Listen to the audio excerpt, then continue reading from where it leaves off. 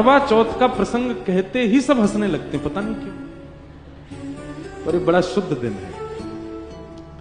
क्या कैसा ममत्व होता है माताओं के चित्त में। अच्छा, एक बात आपने कभी गौर की, व्रत का नियम मां को ही क्यों है, कभी भाइयों को क्यों नहीं है? कभी विचार किया इस बात पर? हम बताएं, दान उसी से मांगा जाता है जिस पर धन बहुत हो।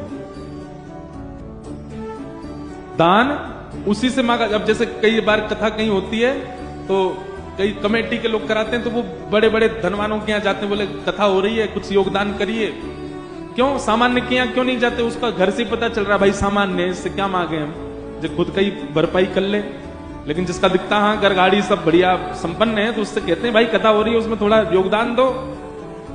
ठीक वैसे ही माताओं को व्रत क्यों, और मां अपने लिए नहीं कर रही है, वो कल का व्रत पति के लिए, अहोई अष्टमी का व्रत बेटा के लिए, बच्चों के लिए, बेटी के लिए, बहुत सारे व्रत होते हैं। और मां कभी अपने लिए व्रत करती ही नहीं है। सोमवार के व्रत किस लिए? बोले अच्छा पति मिल जाए इसलिए सोमवार के व्रत। मंगलवार के व्रत किस लिए? बोले मेरे पति बच्चे सब खुशी रहे, हनुमान जी आप प्रसन्न रखो।